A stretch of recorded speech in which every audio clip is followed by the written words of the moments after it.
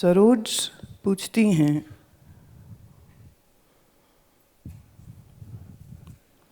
आपने बताया ये जगत पुरुष और प्रकृति के संयोग से बना है। पुरुष अर्थात चेतन, उसमें केवल चेतनता है, बुद्धि नहीं। और प्रकृति जड़, और जड़ में भी बुद्धि नहीं। तो ये इतनी समझदारी से हमारे शरीर और जीव जंतुओं के शरीर बिना बुद्धि के कैसे बन गए? जैसे बिना बुद्धि के ये प्रश्न आ गया।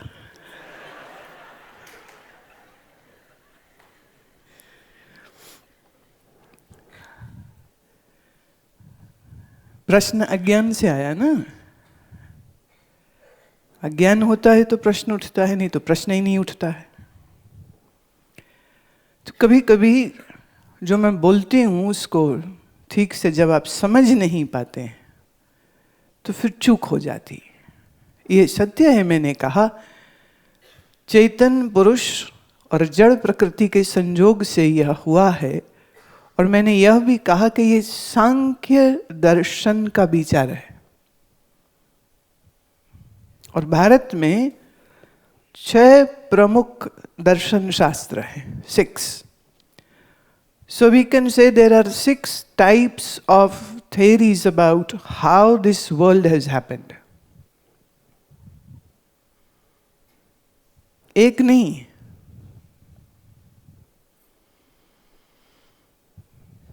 तो सांख्य दर्शन कहता है पुरुष और प्रकृति के संयोग से ये जगत हुआ। अब प्रकृति जड़ है, मैंने यह भी कहा, पर वो चैतन्यता की ऑपोजिशन में कहा वो जड़ है। पर हमने ये नहीं कहा कि प्रकृति में बुद्धि नहीं होती। लेट्स से आपको अकल होती है या आपके मोबाइल फोन में अकल होती है? बोलिए। आपकी है, फोन में नहीं है।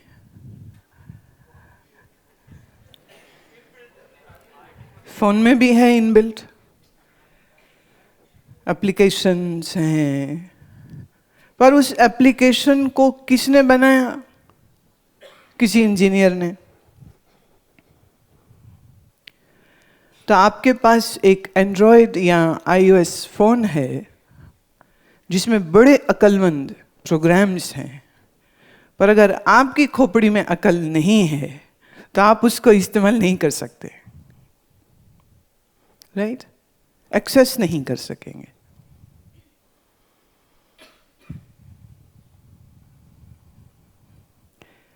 प्रकृति में बुद्धि की कोई कमी नहीं, पर प्रकृति की बुद्धि ऐसे है जैसे फोन में मौजूद सब इंटेलिजेंट एप्लीकेशंस एंड प्रोग्राम्स हैं, पर उसे इस्तेमाल तो कोई समझदार मनुष्य ही कर सकेगा ना। तो समझदार मनुष्य और एक अच्छा फोन मिलके बहुत कुछ कर सकते। ईमेल एक्सेस कर लो या बहुत सारे सर्वर इंजन्स की इस्तेमाल करके बहुत सारा ज्ञान हासिल कर लो। तो कॉम्बिनेशन हो गया। जिसे हम प्रकृति कहते हैं, प्रकृति जड़ है स्वभाव से। जैसे तुम्हारा मोबाइल फोन जड़ है स्वभाव से, पर जब आप उसको अपने हाथ में उठा लेते हो तब वो भी काम करने लग जाता है, राइट? तो दोनों का कॉम्बिनेशन हुआ। ऐसे ही पुरुष चैतन्य है, प्रकृति जड़ है। ये मैंने कभी नहीं कहा कि प्रकृति बुद्धिहीन है, ऐसा नहीं मैंने। दोनों के संयोग से ये सब हुआ है। पर ये मत सांख्य दर्शन का है, वेदांत का कुछ और है, पूर्व मीमांसा का कुछ और है। भागवत का कुछ और है। 6 थ्योरी हैं मोटे तौर पर। ये इतना विलक्षण जो डाइवर्स थॉट्स जो आते हैं, ये हमारे ऋषियों की सोच, उनके चिंतन, उनकी ऑब्जर्वेशन का परिणाम है। गलत सही के ऊपर एक बहुत बड़ी डिबेट हो सकती है, पर ऐसी डिबेट वही कर सकता है जो इन 6 के 6 दर्शन शास्त्रों का पहले अच्छे से ज्ञान प्राप्त करे, राइट? उसके लिए बड़ी बुद्धि चाहिए to understand all the 6 philosophies and their theories about why this world happened. बीना अहमदाबाद से। जब अभ्यास में बैठती हूँ तो 4 की गिनती में ही श्वास जाता है, 4 में ही एक एक्सलेशन भी होती है, और बहुत समय से श्वास बहुत छोटी ही चल रही है। मैं इसे और गहरा करने के लिए क्या करूँ?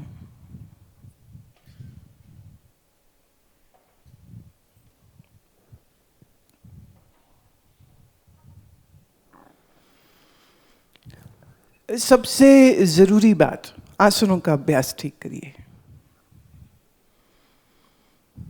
आसनों के अभ्यास को अच्छा करने से आप, चूंकि डॉक्टर हैं इसलिए बात को थोड़ी और जल्दी समझ जाएंगे। मैं बहुत ज़्यादा विस्तार में ना भी जाऊं तो थोड़ा इशारे से बात करेंगे कि the breathing muscle is diaphragm. If that diaphragm isn't working properly, not opening up properly, the inhalation will not be deeper.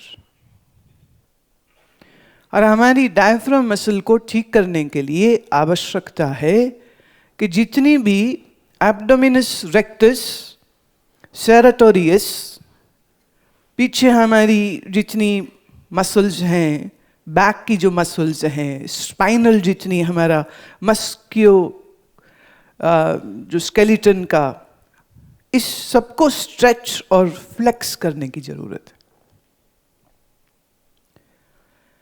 इसी तरह let's say vrikshasana, you're stretching upward. जैसे भुजंगासन, तो आपका एब्डोमिनस जो एरिया है ये पूरा आपका स्ट्रेच होता है। सर्पासन, भुजंगासन, ऊर्ध्व धनुरासन, ब्रिज पोज, उष्टरासन, कैमल पोज। अब कैमल पोज में अगर आप, जिसे हम कहेंगे ऊंट का पोज, अब उसमें जाने के लिए you need to open up totally, और आपकी बैकवर्ड बेंडिंग हो रही। It's a chest opener, heart opener आसन। और जब आप अपने घुटनों के बल पे खड़े हैं, कमर से आप पीछे झुक रहे हैं, तो इसमें 2 चीजें हो रही। एक तो आपकी स्पाइनल बेंडिंग हो रही, दूसरा आपका एब्डोमिनस एरिया पूरा स्ट्रेच हो रहा है। हमारी जो ब्रीदिंग है उसमें डायफ्राम मसल का ठीक काम करना बहुत आवश्यक है। Organ of breathing is not lungs, right? Diaphragm. Let's say अगर आपके मन में भय अधिक रहा है, भावनाओं में आप दबे हुए रहे हैं, तो ये आपके शरीर में फिजिकली एक बहुत स्ट्रेन को उत्पन्न कर देता है, और उस स्ट्रेन की वजह से आपकी श्वास छोटी हो जाएगी। जैसे बहुत डर लगेगा किसी को, तो डर में सबसे पहली चीज क्या होगी? सांस रुक जाएगी। हमारी स्पाइन, ब्रेन और मसल्स में डायफ्राम, इन तीनों के कॉम्बिनेशन से श्वास चलती है। मन में अगर तनाव है, दुख है, घुटा हुआ इंसान है, सफोकेटेड है, इमोशनली डिस्टर्ब्ड है, उसकी सांस गहरी नहीं हो सकेगी।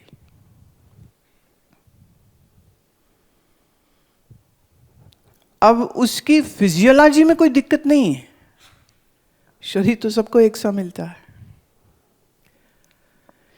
लेकिन मन में छाए हुए तनाव की वजह से उसके शरीर की फंक्शनिंग सही नहीं होगी, तो उसका श्वास छोटा हो जाएगा। एंड नाउ लेट्स से भय या भावनात्मक दबाव के कारण श्वास छोटा होगा तो शरीर में ऑक्सीजन की मात्रा कम होगी, और हमारे शरीर में सबसे ज्यादा ऑक्सीजन हमारा मस्तिष्क लेता है। और जब शरीर में ऑक्सीजन कम जाएगी तो हमारे दिमाग को सप्लाई कम जाएगी, और जब दिमाग को सप्लाई कम जाएगी तो दिमाग की फंक्शनिंग ठीक से नहीं होगी। तो उसके भय दूर होंगे कि भय और गहरे हो जाएंगे।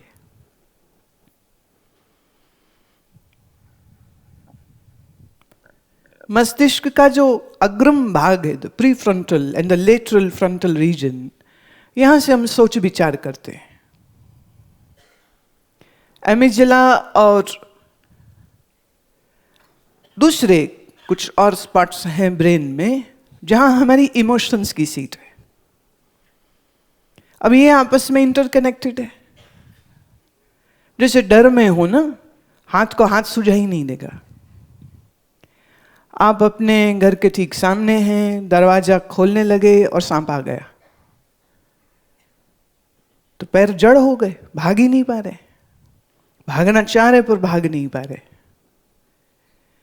या जल्दबाजी में आप ताला खोलना चाह रहे हैं, ताला ही नहीं खुल रहा है, चाबी ही नहीं मिल रही। अब हाथ भी हैं, नजर भी है, अकल भी है, पर फिर भी कुछ नहीं चल रहा। सो ओवर एक्साइटमेंट में, ओवर स्ट्रेस में, इमोशनली डिस्टर्ब्ड अगर आप हैं तो श्वास छोटी हो ही जाएगी। अब दोनों का एक लूप बन जाता है। श्वास ठीक नहीं होगी, मस्तिष्क ठीक नहीं चलेगा, मस्तिष्क ठीक नहीं चलेगा, श्वास ठीक नहीं चलेगी। तो दोनों को एक साथ ठीक करने की आवश्यकता है।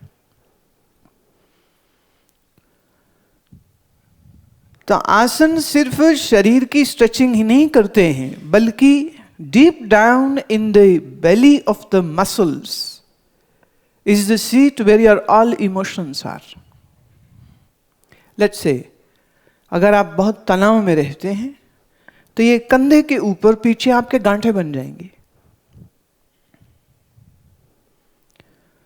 और कोई समझदार मालिश करने वाला हो तो आपके अपर शोल्डर्स के एरिया को अंगूठे से जब प्रेस करेगा तो उसको वो गांठें महसूस होंगी, और वो पूछेगा क्या आप तनाव में हैं। और जितना ज्यादा तनाव होगा ये उतनी गांठें मजबूत होती, कड़ी हो जाती, वेरी स्टिफ रीजन। अब चिंता है मन में, गांठें बन रही कंधे में। वेरी इंटरेस्टिंग ना। चिंता है मन में और एसिडिटी की प्रॉब्लम हो जाती। चिंता है मन में और हार्मोनल इम्बैलेंस हो जाता है। चिंता आ रही है मन में, ब्लड प्रेशर राइज हो रहा है, पैल्पिटेशन हो रहे हैं, मैंने तेज तेज दिल धड़क रहा है। डर आया मन में, पसीने शरीर में छूट रहे हैं। तो इस शरीर का और मन का एक बड़ा गहरा रिश्ता है। एलोपैथी कहती शरीर को ट्रीट करो, मन भूल जाओ, मन के लिए साइकेट्री है। But I believe they need to rethink everything. जो बंदा स्ट्रेस में है, अगर उसका स्ट्रेस आप दूर नहीं करेंगे, आप जितनी मर्जी उससे एंटी एसिड मेडिसिन दे लीजिए, उसकी तकलीफ जाएगी नहीं। ब्लड प्रेशर कंट्रोल की गोली खाते रहिए, बीपी ठीक नहीं होता है। नींद की गोली खाते रहिए, थोड़ी देर को नींद आती फिर खुल जाती है। तो इंसोम्निया अगर है तो वो बना रहता है। और अब इंसोम्निया अगर बना रहा तो उस बंदे का पाचन ठीक नहीं होगा, शुगर लेवल्स ठीक नहीं होंगे, हार्मोन्स के लेवल ठीक नहीं होंगे, सब गड़बड़ है। अब डॉक्टर कहेगा नींद नहीं आती, ये गोली ले लो, बीपी ज्यादा, ये गोली ले लो, शुगर है, ये गोली खा लो, भूख नहीं लगती, ये गोली खा लो। But the yogic medical science says, treat the mind first, the body will get treated on its own.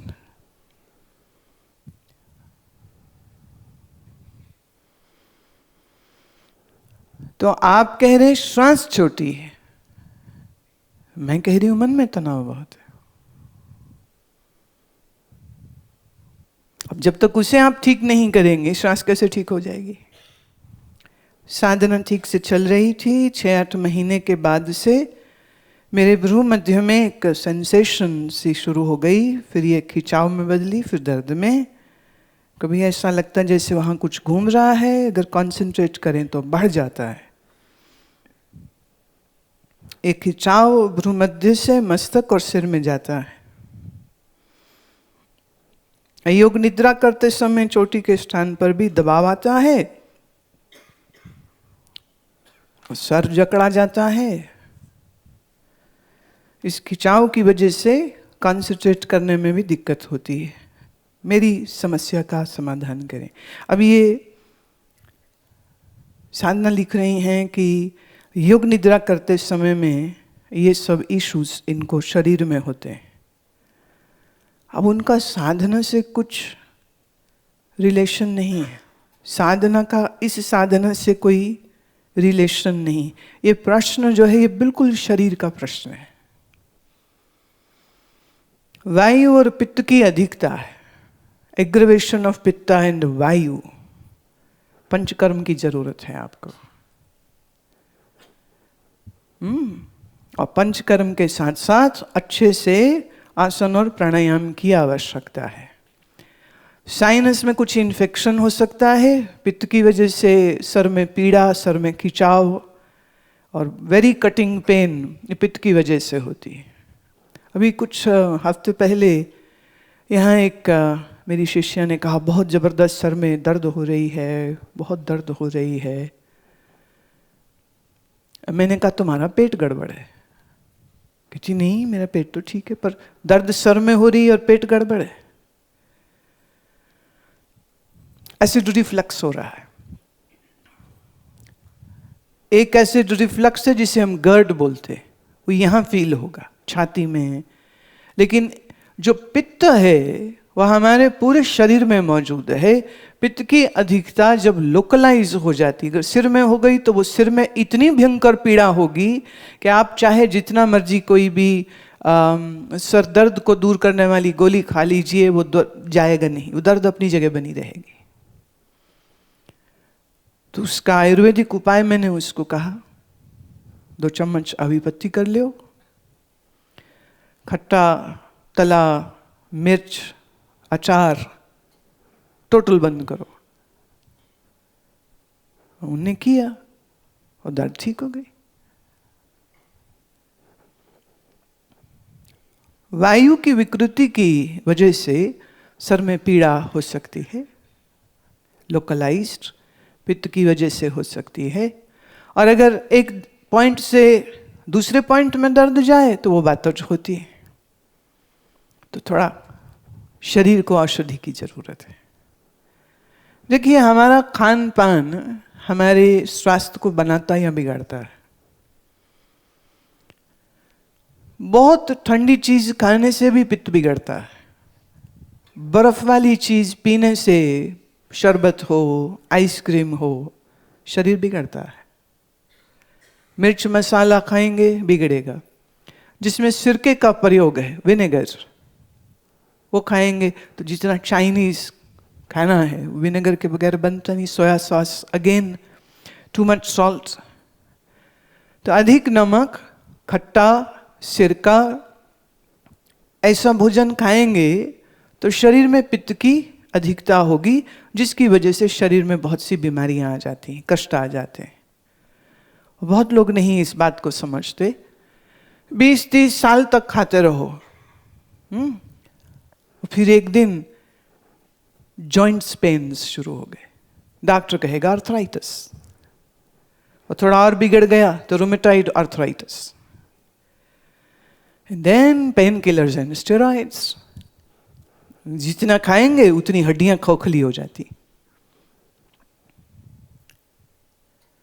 अब वो बनी कैसे शरीर में? वो जो अचार, मिर्च, मसाले, तड़के खाए हैं ना, जो उसने बीमारी बनाई है। बीमारी एक ही दिन में नहीं बनती है। पुराने वैद्य, ऐसा शास्त्रों में लिखा भी है, वो कहते हैं कि जब रोगी को देखो तो उससे पूछो तुमने ये बीमारी कैसे बनाई, फिर प्रश्न पूछो कितने साल में बनाई। कोई रोगी ऐसा नहीं होगा जो ये कहेगा कि हाँ जी मैंने बनाई और मुझे इतने साल लगे ये बीमारी बनाने में। पर आयुर्वेद ये कहता है जब हम आहार व्यवहार ठीक नहीं करते, आहार जो हम खा रहे हैं, व्यवहार जो हम करते हैं, द इंटरेक्शन विद पीपल, अगर ये ठीक नहीं तो शरीर अस्वस्थ होगा। ऋतुचर्या, दिनचर्या, ये आयुर्वेद के 2 कॉन्सेप्ट्स को अगर आप समझ गए और उसके अनुसार आपने अपना खान पान ठीक किया तो आपका शरीर रोगी नहीं होगा, फॉर श्योर। कौन सा तेल कब खाना चाहिए, ये प्रश्न मैं आपसे पूछूं तो कईयों को ये क्या प्रश्न होगा? आपको यह जानने की आवश्यकता है गर्मी में गर्म तेल नहीं लेना चाहिए, तिल, और सर्दी में शीतकारी जैसे नारियल है वो नहीं लेना चाहिए। और अगर आप रिफाइंड ऑयल्स इस्तेमाल करते हैं तो बीमार होने की गारंटी ले लीजिए। ट्यूमर, कैंसर ग्रो उसमें होंगे ही होंगे, चाहे आप कितना अच्छा खा लीजिए। मजेदार बात सुनाती हूँ। अमेरिका में जानवरों के लिए सोयाबीन की खेती की गई। सोयाबीन, क्योंकि सोयाबीन इज प्योर प्रोटीन और उसके खाने से जानवरों का शरीर जल्दी बड़ा होता है। अब अमेरिका बहुत बड़ा देश है, सारे किसानों ने सोयाबीन की खेती कर दी, और की भी जेनेटिकली मॉडिफाइड सोयाबीन की, नॉट नेचुरल सोयाबीन। और पेस्टिसाइड और केमिकल्स डाले तो कोई कीड़ा ही ना। देखिए, जिस फसल को कीड़ा नहीं खाना चाहता वो फसल तुम खाते हो। लॉजिक देखिए ना। हमने पेस्टिसाइड डाला, क्या होगा? कहते अब कीड़ा नहीं लगेगा, और नहीं करें तो कीड़ा पौधे को, तो जब तक केमिकल नहीं पड़ा कीड़े को भी अकल है कि मैं इसे खा सकता हूं, और केमिकल पड़ जाए तो कीड़े के पास अकल है कि इसको अब नहीं खाना चाहिए। हम खाते हैं, हम समझदार की कीड़े।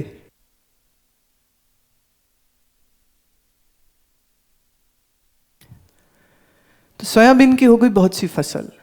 अब क्या करें? डिस्ट्रॉय तो करना नहीं, कैपिटलिस्ट देश है। तो उन्होंने कहा इसका तेल निकालो।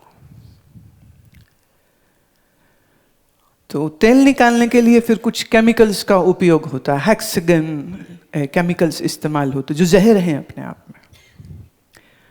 तो उसको क्लीन किया, उसे डिओडोराइज्ड किया, वो क्लियर दिखना चाहिए इसके लिए फिर एक केमिकल ट्रीटमेंट दिया, और ढेर सारी केमिकल्स की ट्रीटमेंट के बाद बोतल में बंद किया। अब जिस चीज की मार्केटिंग ठीक नहीं, वो चीज नहीं बिकती। तो फिर उन्होंने मार्केटिंग हेड से पूछा, how to sell it to make more profits. किसी MBA के डिग्री होल्डर ने ये सुझाव दिया कि आप मेडिकल फ्रेटर्निटी को इसमें इन्वॉल्व करिए, माने डॉक्टर्स। और डॉक्टर से ये कहिए कि सोयाबीन का तेल खाने से आपका दिल ठीक रहेगा, कोलेस्ट्रॉल नहीं होगा, आपको हार्ट अटैक नहीं होगा। और doctors were paid very nicely to do this job. And then doctors ने कहना शुरू किया, बटर नहीं खाइए, रिफाइंड तेल इस्तेमाल कीजिए, महंगा है। फिर एडवर्टीजमेंट्स बनी, महंगा है तेल, कैसे खरीदें। तो दिखा रहे हैं कि एक पत्नी डिपार्टमेंटल स्टोर में जाती है और सामने वो तेल देखती है और उसको उसके पति का थका हुआ चेहरा और लंबी लंबी सांसें लेता हुआ, और अगर मर गया तो उसकी जान बचाने के लिए ये तेल लेना। तो वो तेल उठाती है, घर लाती है, पकाती है, पति को देखती है और वो कहती, मैं, मेरे पति इस तेल की वजह से स्वस्थ हैं।